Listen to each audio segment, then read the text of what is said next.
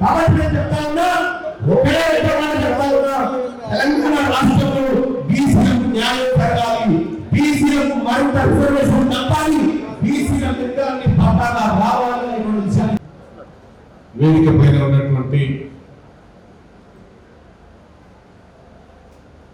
Aleru MLA whip గారు వీర్ల ఐలయ్య గారు, అలాగే భువనగిరి లోక్సభ సభ్యులు చామల కిరణ్ కుమార్ రెడ్డి గారు, మహిళా కమిషన్ చైర్మన్ గారు బండ్రు శోభారాణి గారు, జిల్లా కలెక్టర్ గారు అనురాగ్ జయంతి గారు, అలాగే డిఆర్డిఓ నాగిరెడ్డి గారు, డిఎస్పీ ఏసీపీ శ్రీనివాస్ నాయుడు గారు, అలాగే యాదగిరిగుట్ట మున్సిపల్ చైర్పర్సన్ గుండ్లపల్లి వాణి గారు, ఆలేరు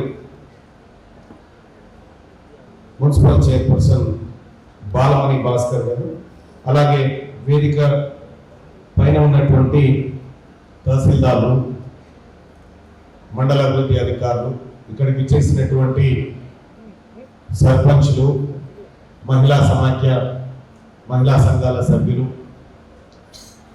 వివిధ శాఖల అధికారులు, మీడియా సోదరులు అందరికీ పేరు పేరు నమస్కారం తెలియజేస్తాను. ప్రగతి పాలన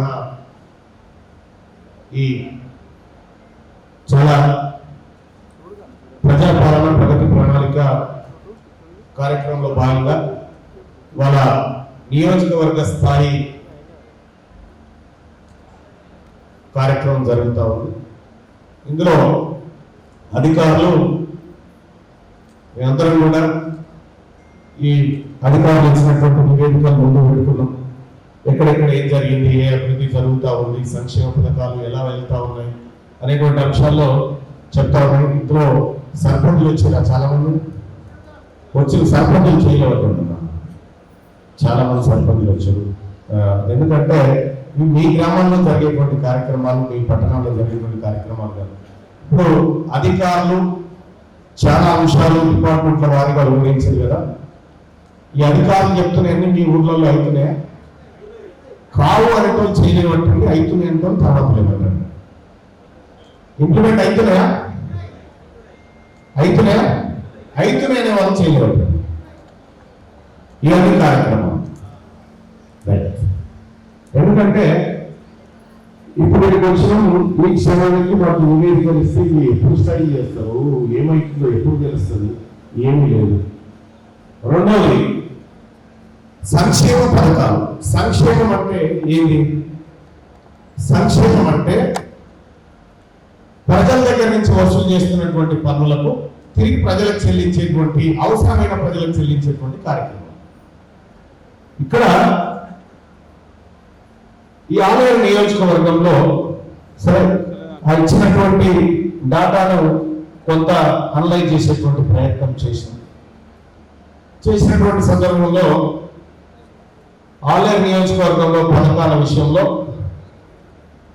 మొత్తం 3564 ఇందిరమ్మ ఇల్లు మంజూరు చేయబడితే నిర్మాణం పూర్తయిన 842 పూర్తయినట్టుగా చెప్తా ఉన్నారు. ఇంకా 141 ఇళ్ల నిర్మాణం అసలు ప్రారంభం కాలేదనేది దీన్ని బట్టి చెప్తా ఉన్నారు. మరి ఇందిరమ్మ ఇళ్ల నిర్మాణం ప్రభుత్వం వచ్చి దాదాపు 2.5 సంవత్సరాలు గడిచిపోయింది. మరి 2.5 సంవత్సరాల్లో మనం కేవలం 1000 ఇళ్లను కూడా దాటకపోతే రేపు ఇంకో 2.5 సంవత్సరాల్లో మరి లక్ష్యాలు ఎట్లా పూర్తయితే అధికారులు ఒకసారి ఆలోచన చేసుకోవాల్సినటువంటి అవసరం ఉంది. ఇక వరి ధాన్యం విషయంలో కూడా ఇంకా 36,911.60 క్వింటాల ధాన్యం ఇంకా కళ్ళాల నుండి ఇంకా అది మిల్లులకు చేరినటువంటి పరిస్థితి లేదు. మహిళా సంఘాలకు సంబంధించి మొండి బకాయిలు ఏదో గొప్పగా చెప్పిన మనోళ్ళు, కానీ ఈ ఆలేరు నియోజకవర్గంలో 2014 మహిళా సంఘాలకు ఇప్పటి వరకు ₹1 రుణం ఇవ్వలేదు. స్త్రీనిధి విషయానికి వస్తే స్త్రీనిధిలో కూడా ఇక్కడ యాదగిరిగుట్ట మండలంలో 64.73% రుణ పంపిణీ జరిగింది. మూడమండలంలో 73.3%, దుర్గపల్లి మండలంలో 29.74% మాత్రమే లక్ష్యం నెరవేరింది. మరి దీన్ని బట్టి సంక్షేమ పథకాలు ఏ విధంగా ముందుకు పోతున్నాయో మనం అర్థం చేసుకోవచ్చు. ఇక ఇందిరమ్మ చీరల పంపిణీ ఆలేరు నియోజకవర్గంలో 28,644 మంది ఆడవాళ్ళకి ఇప్పటిదాకా చీరియలేదు. చీర పంపిణీ జరగలేదు. ఇందిరమ్మ ఇళ్ళది. కొత్త రేషన్ కార్డుల విషయానికి వస్తే 14,450 కుటుంబాలకు మాత్రమే కొత్త రేషన్ కార్డు ఇచ్చి ఇంకా 1,853 మందికి రేషన్ కార్డు ఇవ్వలేదు. ఇంకా అలాగే గత ప్రభుత్వం అసలే గత ప్రభుత్వం చిన్న అయ్యేదాన్ని కాదు. ఈ ప్రభుత్వం అంత కాదు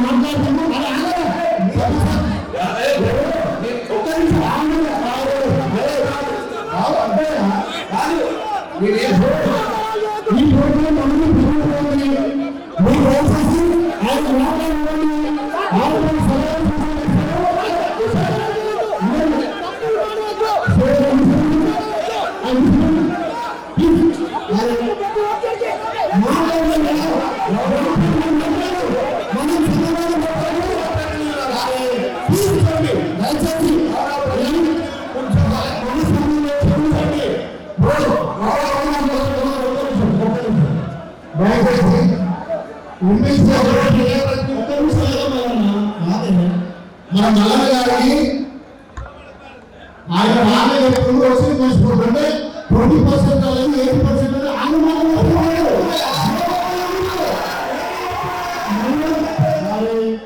నల్లను మీరు చేయబట్టాలి. ప్రభుత్వాలు 100 మందికి 70 మంది చేసింది 20 మంది చేయబట్టారు. మీరు దయచేసి మనకి 20 మంది మా మిత్రులు అన్ని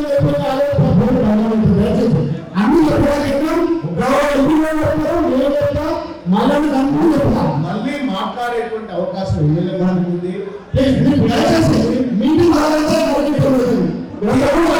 దీని వల్ల ఏమైతుందంటే మనము లేవడం వల్ల అరవడం వల్ల లెక్కలు మారిపోవు. అధికారులు ఇచ్చినటువంటి లెక్కలు ఇవన్నీ అధికారులు ఇచ్చినటువంటి లెక్కలే మనం మాట్లాడుకుంటున్నాం. ఆలయ నియోజకవర్గం మరింత ముందుకు పోవాలని కోరుకుంటాం కదా. ఆలయ నియోజకవర్గంలో ప్రతి పేదవాడికి రేషన్ కార్డు రావాలని కోరుకుంటాం కదా. ఆలయ నియోజకవర్గంలో ఉన్నటువంటి ప్రతి పేదవాడికి ఇల్లు రావాలని కోరుకుంటాం కదా. ఆలయ నియోజకవర్గంలో ఉన్నటువంటి ప్రతి రైతాంగానికి ప్రతి మహిళా సంఘ సభ్యులకి రుణాలు కావాలని కోరుకుంటాం కదా. ఇది జరగాలి. గతంలో జరగలేదు కాబట్టి ఇది జరగాలని చెప్తా ఉన్నాము. ఇంకా జరగాలంటే జరగాలి.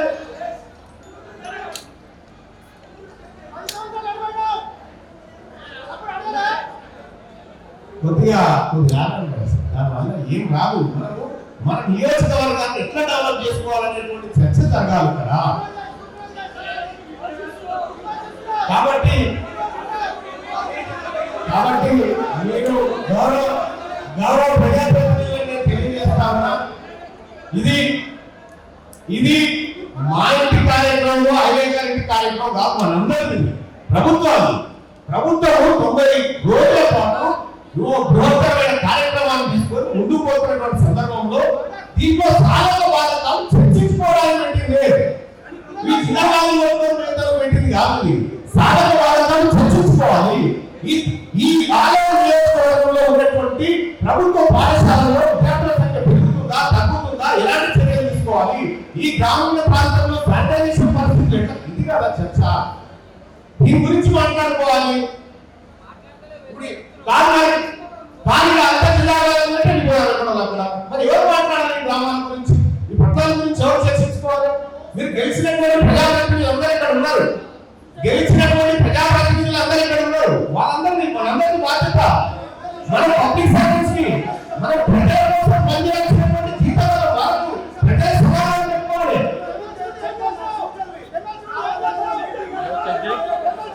ఇక్కడ విషయం బాబు నేను సూచనీయంగా ఏం మాట్లాడాలనేది నేను మాట్లాడుతున్నా.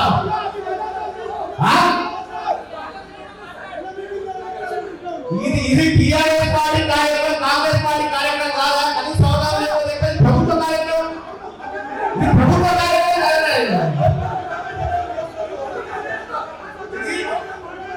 అర్థమైందే. ప్రభుత్వ కార్యక్రమం రాసేది దయచేసి కూర్చోలేదు. మీటింగ్ రాసేయండి. ఆయన మాట్లాడితే మనం దాన్ని వివరణ ఇద్దాము. ప్రతి ఒక్కరికి ప్రశ్నించే ఉంటుంది. మాట్లాడేది పర్ఫార్మెన్స్ కాదు, అధికారుల పర్ఫార్మెన్స్. ఇది అర్థమైందా? అధికారులు ఎందుకు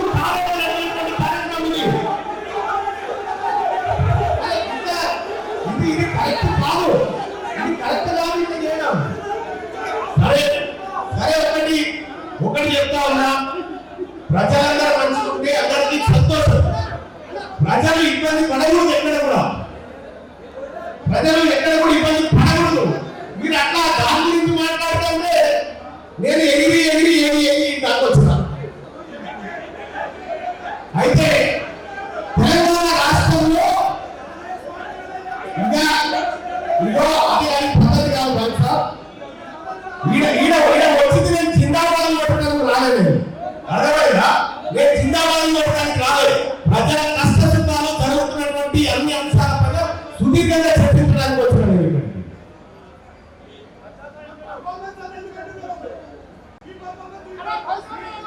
ఇది అధికారం. మేము ప్రజాప్రతినిధులు 5 ఏళ్ళు పోతామయ్యా. ఇక్కడ పనిచేయాల్సింది అధికారులే.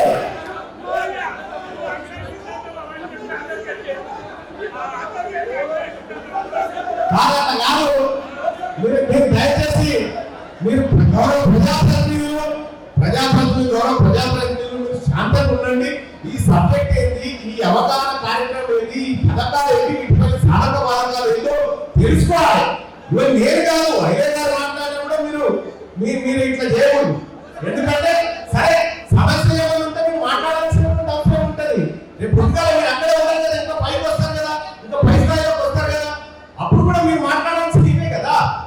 అందుకోసం అనేది ఆలయం నియోజకవర్గానికి సంబంధించినటువంటి ఒక సమగ్రమైనటువంటి చర్చ జరుగుతున్నప్పుడు ఏం జరుగుతావు ఒక విషయం చెప్తా ఉన్నా. మనకు 100% ఎక్కడ పాజిటివిటీ ఉండదు, ఎక్కడ ఉండదు, ఇక్కడే కాదు ఎక్కడ ఉండదు. కానీ దాన్ని 100% అచీవ్ కావాలని పోవడం అనేది మనకు ఉండాల్సినటువంటి లక్ష్యం. మరి ఆ లక్ష్యాన్ని నెరవేర్చడం కోసం మీకు అవగాహన మరి కల్పించుకోవాలి కదా. ఏం చెప్తా ఉన్నారు అధికారులు మాకే అర్థం కాకపోయి ఇప్పుడు ఈ అధికారులు మా చేతిలో పెడితే ఇప్పుడు ఇందులో ఏం జరుగుతుంది అనేది మీకు నేను చెప్తా ఉన్నాను. ఇప్పుడు తెలంగాణ రాష్ట్రంలో ప్రగతి పాలన, సంక్షేమ పథకాలు, వీటన్నిటి గురించి మనకు అవగాహన కావాలి. ఎందుకంటే ప్రజలు మనకి నమ్ముకొని ఎన్నుకున్నారు. ఇక్కడ ఈ సంక్షేమ పథకాల మీద పెట్టినటువంటి అంశాలు ఏవైతే ఉచిత కరెంటు కానీ, రైతు భరోసా కానీ, రైతు బీమా కానీ, లేకపోతే ఇంకా కొన్ని అవగాహన కార్యక్రమాలు కూడా పెట్టిన పోలీస్ శాఖకు సంబంధించి ఇక్కడ ప్రజలను గుర్తుపెట్టుకోండి. మానవుని అభివృద్ధి అనేది సంక్షేమ పథకాల మీద ఆధారపడకూడదు. మానవుని అభివృద్ధి అనేది సంక్షేమ పథకాల మీద జరగకూడదు. మానవుని నైతిక అభివృద్ధి తన మీద జరగాలి. అది అసలైన అభివృద్ధి. అది దేశానికి, రాష్ట్రానికి, నియోజకవర్గాలన్నింటినీ మంచిది. ఇక్కడ గతంలో ఉన్నటువంటి వాళ్ళు కానీ ఇప్పుడు కానీ ఎప్పుడు కానీ నేను ఇందులో పార్ట్ అయినప్పటికీ కూడా ఉచిత కరెంట్, ఉచిత గ్యాస్, ఉచిత ప్రయాణం, ఇంకా రేపు పొద్దుగాల ఇంకో రాయలసి చెప్తాడు ఉచిత గాలి, ఉచిత కంటి చూపు, ఇటువంటి దీనివల్ల జరిగేది మనుషుల్లో ఉండాల్సినటువంటి మనుషులు కుటుంబాలు ఏ విధంగా డెవలప్ కావాలి, ఈ కుటుంబాలు వాళ్ళ కాలంలో వాళ్ళు నిలబడడానికి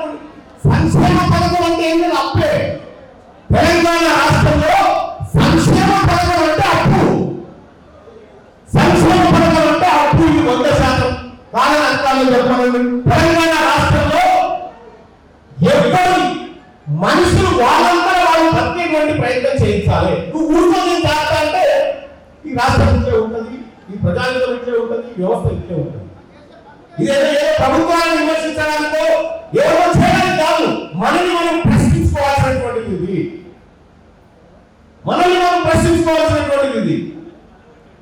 ఇలా ప్రజలు కూడా చాలా మంది చాలా కార్యక్రమాల్లో పార్టిసిపేట్ అయితే అవగాహన పెరుగుతుంది.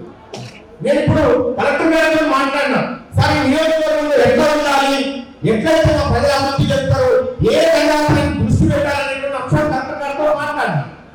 అది చేయాలి, అది చేస్తే ఇలా ఈ ఆలయ నియోజకవర్గంలో దయచేసి అధికారులకు చెప్తారు కలెక్టర్ గారు, అధికారులకు అవగాహన లేకుండా నేను మొదటి ఫిర్యాదు చేసిన, అధికారులకు కూడా అవగాహన లేకుండా ఉంది.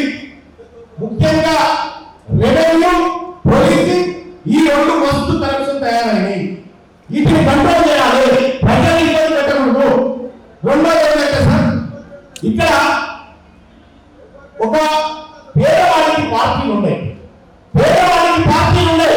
ఆదాయం మాత్రమే ఉంటుంది. వాడు ఏ పార్టీ అయినా ప్రభుత్వ పథకాలు అందాలి, ఏ పార్టీ వాళ్ళైనా ప్రభుత్వ పథకాలు అందాలి, సంక్షేమ పథకాలు అందాలి, అతని పెన్షన్ కావాలి, అన్ని కావాలి. ఇది పార్టీలకు సంబంధించినటువంటి కార్యక్రమం కానే కాదు, ఇది పేదవాళ్ళ కార్యక్రమం. ప్రభుత్వాలు వస్తూ ఉంటే మారుతూ ఉంటే, కానీ ఇది కంటిన్యూస్ ప్రాసెస్. ఈ ప్రాసెస్ లో నిన్న ఎవరు గృహనిర్మాణ శాఖ మంత్రిగా ఒక చోట ఇదే కార్యక్రమంలో పాల్గొన్నట్టు ఒక ఆమె పిల్లలు కట్టించింది. ఏం చేస్తున్నారమ్మా నీ పిల్లలు అంటే, ఒక కొడుకు లండన్ ఉంటాడు, ఒక కొడుకు చాలా ఉంటాడు, ఇంకో రెండు విద్యుత్ శాఖలో పనిచేసుకొని చెప్పి పథకాలు కూడా ఎవరికి అందాలి, ఎవరికి అందుతున్నాయి, అసలైన లబ్ధిదారులు మనం గుర్తించాలి. మనము వచ్చు ఈ కార్యక్రమం చేసి చనిపోయిన తర్వాత కూడా ప్రజలు మనకు గుర్తు పెట్టుకునేటట్టు ఉండాలి పనిచేస్తే. ఇలా సంక్షేమ పథకం అనేది ఇవి ప్రభుత్వానికి కాదు, అందరూ ప్రజలకు. సపోజ్ నేను ఎమ్మెల్సీగా ఉన్నా, నాకు ఓట్లైన వాళ్ళకి నేను ఎమ్మెల్సీ కాకుంటుంటానా, లేకపోతే ఇప్పుడు టీఆర్ఎస్ పార్టీలో ఉన్నటువంటి వాళ్ళకి ఐఏగా ఎమ్మెల్యే కాకుంటుంటాడా, ఎమ్మెల్సీగా ఎంపీగా ఉన్నా చామరా చంద్రబాబు రెడ్డి గారు ఉన్నారా. ఒక్కసారి గెలిచిన తర్వాత అందరూ ప్రజల నేతృత్వం వహించాలి, అందరి ప్రజల కష్టాలు బాధల సాధన చూసుకోవాలి. అలాగే ఇటీవల కాలంలో కలెక్టర్ గారు అనవసరంగా ఈ ఆలయ నియోజకవర్గంలో కొన్ని చర్చలు జరుగుతూ ఉన్నాయి. ఆ చర్చలు పుస్తకాలు నేను నిన్న వార్తలు చూసా. కొంతమంది మాఫియా ఉండా కలిసి ప్రజాప్రతినిధులను భంగం చేసే కార్యక్రమం చేస్తా ఉన్నారు. దీనిపై సమగ్ర విచారణ జరగాలి. అసలు ఎవరు ఏం చేస్తా ఉన్నాడు, అటవీ సంపద ఎందుకు తగ్గుతా ఉంది, ఎందుకు ఎక్కడ ఈ భూమ పంచాయతీ జరుగుతా ఉంది పైన సమగ్ర విచారణ చేసి అది మా ప్రజాప్రతినిధులను తప్పు చేస్తే నిజంగా తప్పు చేసినందుకు లోపల ప్రకటించండి. కాబట్టి ఆలయ నియోజకవర్గం వార్తలలోకి తప్పుడు విధానంలోకి రాకూడదు. ఈ నియోజకవర్గంలో 100% ముందు సాధించడం అనే గొప్ప పేరు రావాలి. ఈ నియోజకవర్గానికి 100% పెన్షన్ ఇస్తున్నటువంటి పేరు రావాలి. కానీ ఇటీవల కాలంలో జరగట్లేదు. కలెక్టర్ గారు మరి అధికారుల విమర్శమా ఏంటో చూడండి. కానీ ఎట్టి పరిస్థితుల్లో ఈ నియోజకవర్గం ఇది మిగతా నియోజకవర్గాల ఆదర్శవంతమైన నియోజకవర్గంగా ఉండాలి. ఈ నియోజకవర్గం పేరుతో తప్పుడు ఆలోచన కమలాదేవి శాసనసభ పక్ష నేతగా ప్రతిపక్ష నాయకురాలుగా పనిచేసినటువంటి నియోజకవర్గం ఇక్కడ ఈ నియోజకవర్గం. కాబట్టి ఆలయ నియోజకవర్గంలో సంక్షేమ పథకాలు ఎవరెవరికైతే ఇంకా మిగిలిపోయారో వాళ్ళని కూడా ఈ రాష్ట్ర ప్రభుత్వం భరోసా ఇవ్వాలి.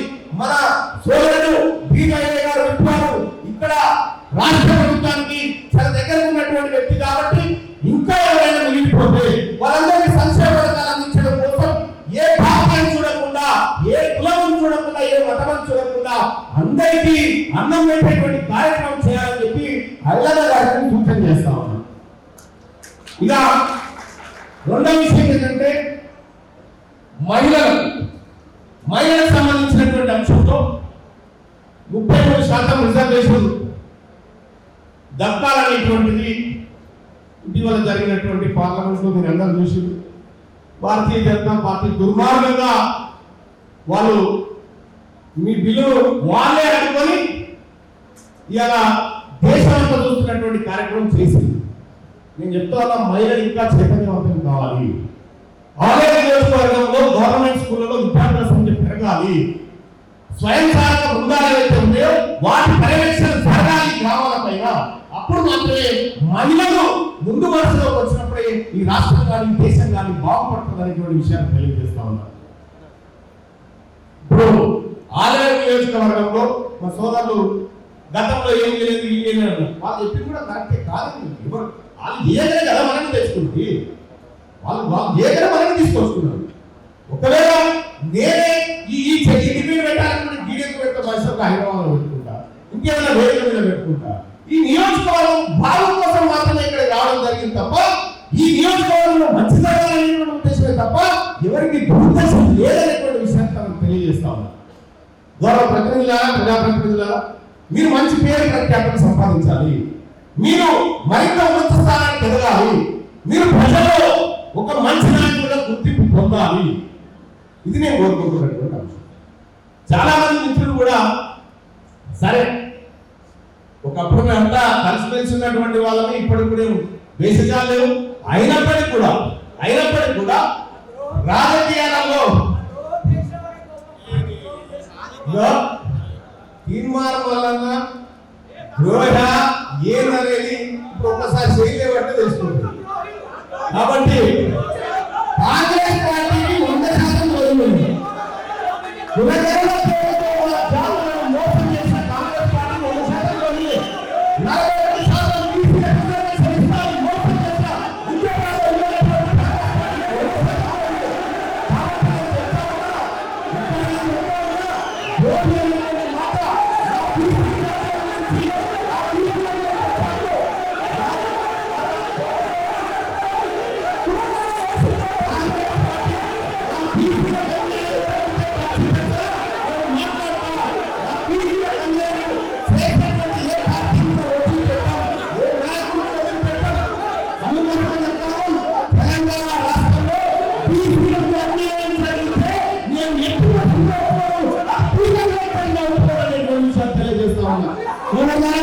మా కడుపు వస్తుంది తెలంగాణ రాష్ట్రంలో తీసుకెళ్ళి ఏ ఖాళీలో కాబట్టి నేను చెప్తా ఉన్నా, ఒకే చెప్తా ఉన్నా, తెలంగాణ రాష్ట్రంలో బీసీలకు న్యాయం జరగాలి, బీసీలకు మరింత రిజర్వేషన్ తప్పాలి, బీసీల నిర్ణయాన్ని పట్టాలా రావాలి అనే విషయాన్ని తెలియజేస్తూ నాకు కాంగ్రెస్ పార్టీ బీజేపీ బీఆర్ఎస్ నాకు ఏమీ విషయాలు ఈ మా వర్గాలు ఎవరైతే మోసం చేస్తున్నారో వాళ్ళు పోరాటం చేస్తాం. కాబట్టి ఇది మంచి నాయకుల వైఫల్యం లాంటిది. ఇది ప్రజాపాలన కార్యక్రమం. ముఖ్యమంత్రి గారు ఇన్సైడ్గా తీసుకొని పెట్టినటువంటి కార్యక్రమం, ఆయన సందేశం, ఆయన కార్యక్రమాలు ఎందుకు మమ్మల్ని తాకుతాయో చేస్తాం. ఈ కార్యక్రమం గురించి మాట్లాడుకుందాం, ఒకరి సపోర్ట్ మంచి జరగాలని కోరుకుంటామని చెప్పి తెలియజేస్తా ఉన్నాం. అందరూ సపోర్ట్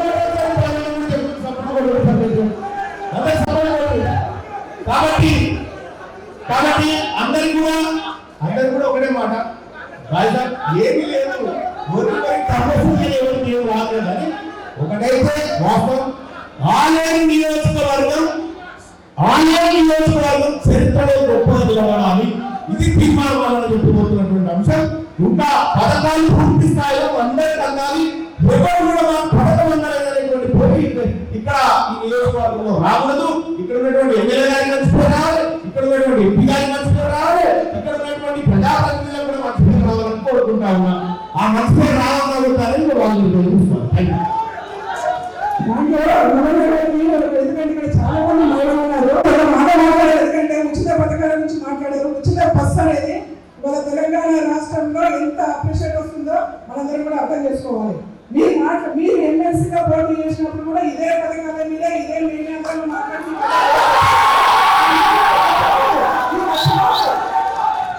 ఉచిత పథకాల నుంచి మహిళా మాట్లాడితే మహిళలు క్షమించరు. గౌరవ శోభారాణి గారు సూచన చేసినారు, స్వీకరిస్తున్నారు.